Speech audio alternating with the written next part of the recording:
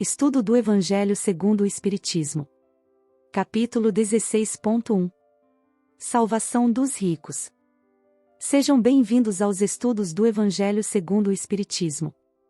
Onde todo sábado, às 10 horas da manhã, postamos um tópico do Evangelho, trazendo estudos e reflexões de obras subsidiárias do Espiritismo. No vídeo de hoje, vamos começar o capítulo 16. Não se pode servir a Deus e a Mamon. Bons estudos. Nenhum servo pode servir a dois mestres, pois ou odiará a um e amará o outro, ou se ligará a um e desprezará o outro.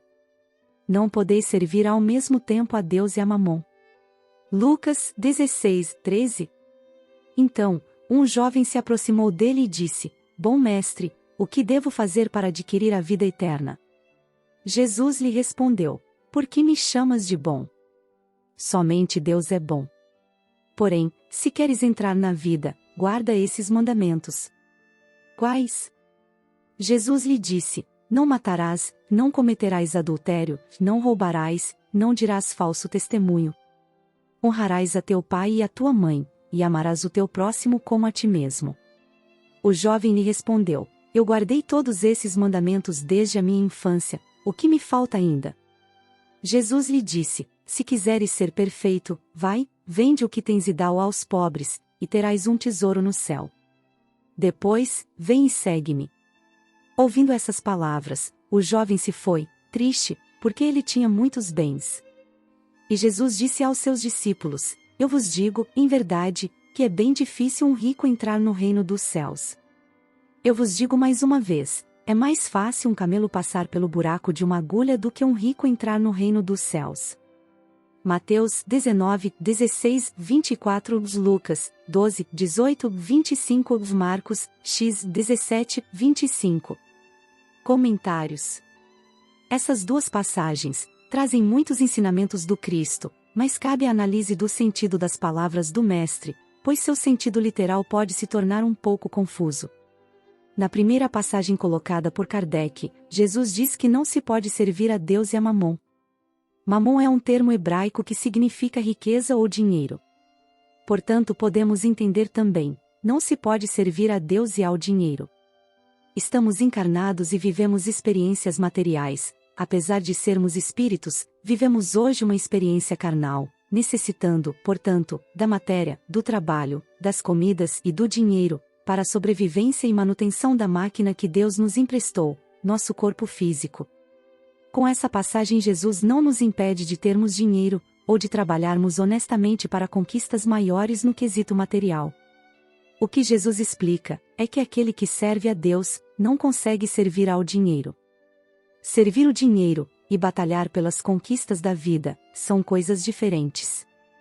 Aquele que serve a Deus age com boa vontade para se transformar e ser melhor, invertendo as polaridades de seus sentimentos infelizes, onde o orgulhoso se torna humilde, o preguiçoso se torna trabalhador, o egoísta se torna caridoso. E assim continua. Cada infelicidade da alma que trazemos em nosso íntimo deve ser invertida de polaridade, assim conquistando novas virtudes. Isso é servir a Deus, e nada disso nos impede de batalhar e conquistar bens materiais e confortos de vida. Às vezes, o mais pobre pode ser o mais egoísta. O dinheiro é apenas uma ferramenta para utilizarmos em nossas vidas, para aprendermos a viver, batalhando, conquistando e lutando contra nossas imperfeições, vivenciando o Evangelho de Jesus. Enquanto que servir a Mamon, servir o dinheiro é seu oposto. Por isso não se pode servir a dois senhores, porque aquele que serve a Deus usa do dinheiro como ferramenta de novas conquistas, seja para sua família e para si mesmo, ou para seu próximo, através da caridade.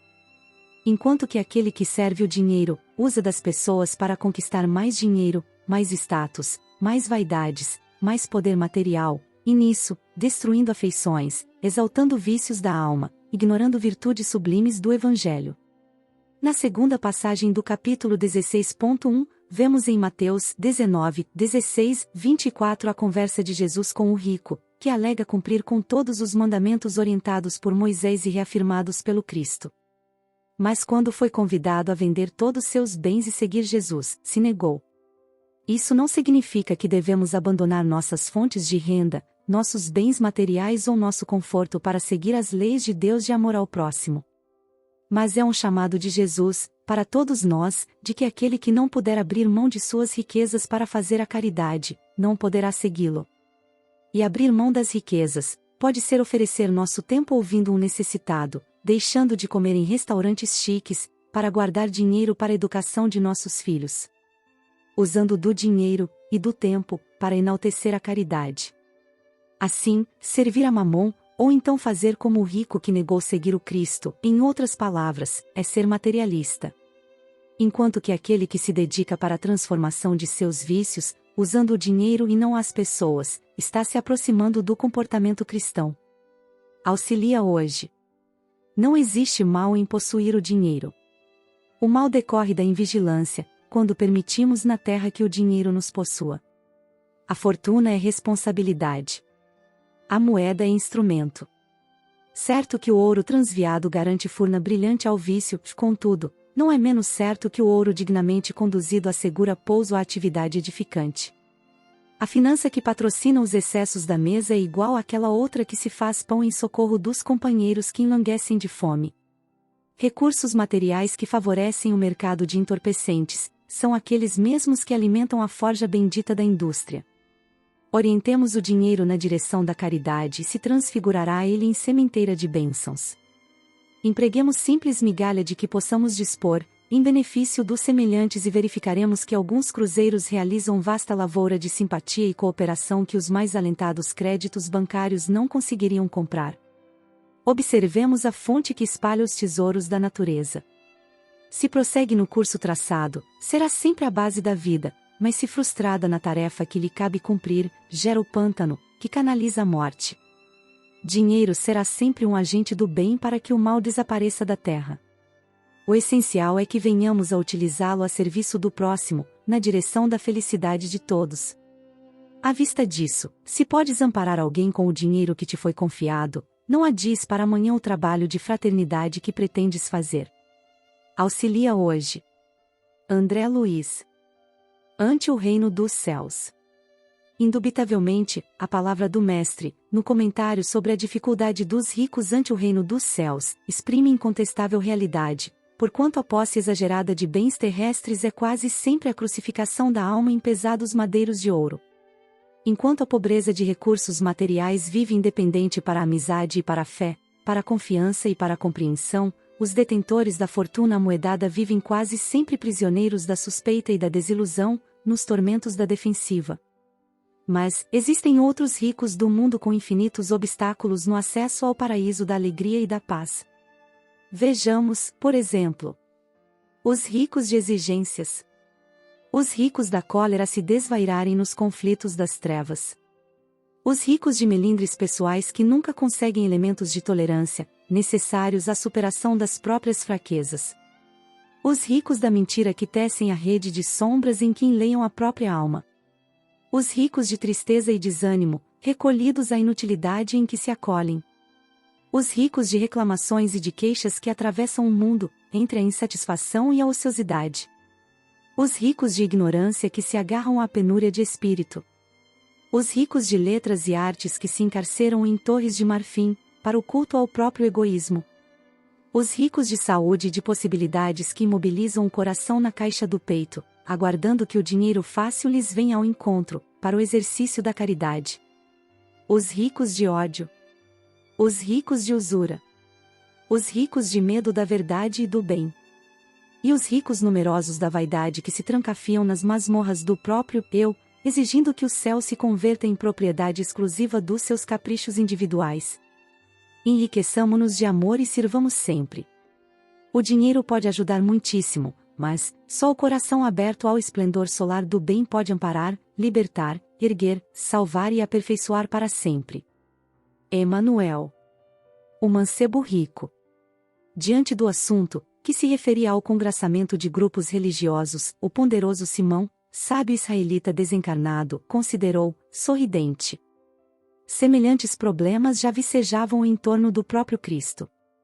E, à vista da curiosidade geral, o ancião relatou. Efraim, filho de Buna, era um chefe prestigioso dos fariseus, considerado cabeça dos Ilelitas, que, ao tempo do Senhor, eram francamente mais liberais e mais instruídos que os partidários do Rabi San-Shammai, fanáticos e formalistas. Judeu profundamente culto, Efraim, aos 40 de idade, já se fizera autoridade máxima dos herdeiros espirituais de Hilel, o admirável doutor das 7 regras. Excessivamente rico, dispunha não somente de valiosas terras cultivadas e de formoso palácio residencial em Jericó, onde sustentava largo prestígio, mas também de casas diversas em Jerusalém, vinhedos e campos de cevada, rebanhos e negócios importantes na Síria. Entretanto, não era só isso. Era o depositário dos recursos amoedados de companheiros numerosos. Todo fariseu e lelita que se lhe vinculasse à amizade, hipotecava-lhe confiança e, com isso, os próprios bens. Transformará-se-lhe a fortuna pessoal, desse modo, em extensa formação bancária, recolhendo depósitos vultosos e pagando juros compensadores. No centro da organização, cujos interesses financeiros se expandiam, constantes, era ele, e embora relativamente moço, um oráculo e um amigo. O narrador fez longa pausa, como se nos quisesse monopolizar as atenções, e prosseguiu. Devotado leitor da Mishnah e apaixonado pelas doutrinas do antigo orientador que tudo fizera por desentranhar o espírito da letra, na interpretação das Escrituras, Efraim ouviu, com imensa simpatia, as notícias do reino de Deus, de que Jesus se revelava portador. Assinalando o ódio gratuito com que os fariseus rigorosos investiam contra o mestre, mais se lhe exacerbou o desejo de um contato direto. O mestre nazareno falava de amor, concórdia, humildade, tolerância. Operava maravilhas. Trazia sinais do céu, no alívio ao sofrimento humano. Não seria ele, Jesus, o mensageiro da suprema união? Desde muito jovem, sonhava Efraim com a aliança de todas as crenças do povo de Israel, mantinha habitualmente conversações pacíficas com os saduceus amigos, bem colocados no sinédrio, buscando a suspirada conciliação, sem resultados. De entendimento seguro com os chamamaitas, desistira. Fatigara-se de intrigas e sarcasmos.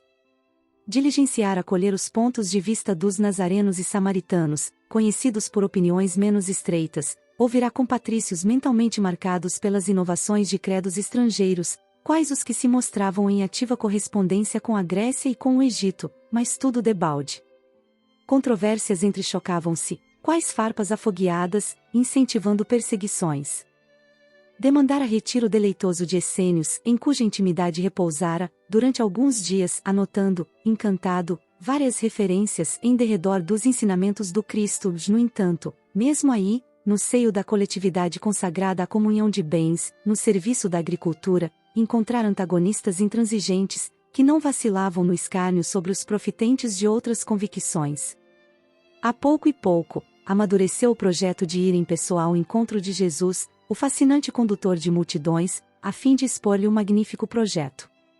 Reunir, enfim, os descendentes das 12 tribos, eliminar para sempre as discussões e estabelecer a solidariedade real. Assim pensando, ao sabê-lo em atividade, além do Jordão, Efraim arrancou-se do lar, tentando surpreendê-lo. Após algum tempo, achou-o entre homens cansados e tristes, e, ao fitá-lo, enterneceu-se-lhe o coração. Como que tocado de luz invisível, olhou para si mesmo e envergonhou-se das joias que trazia, conquanto adotasse, naquela hora, a indumentária que lhe era comumente mais simples. Tomado de funda emotividade, receava agora a almejada entrevista. Sentia-se inibido, pequeno de espírito. Sofreava, a custo, as próprias lágrimas. Sim, concluía consigo mesmo, dirigir-se-ia ao mestre das boas novas, na feição de aprendiz, ocultaria a própria grandeza individual, magnetizado, por fim, pelo sereno olhar de Jesus, dirigiu-se até ele e perguntou: Bom mestre, que farei para herdar a vida eterna? Fugindo à lisonja, respondeu o Cristo: Por que me chamas bom? Não há bom senão um que é Deus. Mas, se queres entrar na vida eterna, guarda os mandamentos. Quais? Tornou Efraim, preocupado. E Jesus enumerou alguns dos antigos preceitos de Moisés. Amarás a Deus sobre todas as coisas, não matarás, não cometerás adultério, não furtarás, não pronunciarás falso testemunho, honrarás teus pais, amarás o próximo como a ti mesmo. Efraim, que não se esquecia da própria condição de príncipe da cultura e da finança farisaicas, ajuntou, sorrindo. Tudo isso tenho observado desde a minha juventude. O mestre, no entanto, fixou nele os olhos lúcidos, como a desvendar-lhe o âmago da alma, e considerou: algo te falta ainda. Se queres aperfeiçoar-te, vai, vende tudo o que tens, tudo entregando aos pobres, e terás um tesouro nos céus. Feito isso, vem e segue-me. O poderoso dirigente dos fariseus, contudo, ao ouvir essas palavras, recordou subitamente as enormes riquezas que possuía e retirou-se muito triste. Veridiano, um amigo que nos partilhava os estudos, indagou, logo que o relator deu a narrativa por terminada: não será essa a história do mancebo rico, mencionada no Evangelho? Simão esboçou largo sorriso e informou: sem mais, nem menos. E assinalando-nos a surpresa, concluiu, sem que nos fosse possível aduzir, depois, qualquer comentário: a fusão dos agrupamentos religiosos no mundo é assunto muito velho. É aconselhada com ardor, aqui e ali, de entretanto, quando se fala em esvaziar a bolsa, em favor dos necessitados, para que o amor puro garanta a construção do reino de Deus, nas forças do Espírito, quase todos os patronos da apregoada união se afastam muito tristes. Irmão X. Humberto de Campos. Base bibliográfica. O Evangelho segundo o Espiritismo, Allan Kardec, capítulo 16, item 1. Marcas do Caminho, autores diversos, capítulo 20, auxilia hoje. Instrumentos do Tempo, Emanuel, capítulo 17, Ante o Reino dos Céus. Contos desta e doutra vida, Irmão X, capítulo 34, O Mancebo Rico.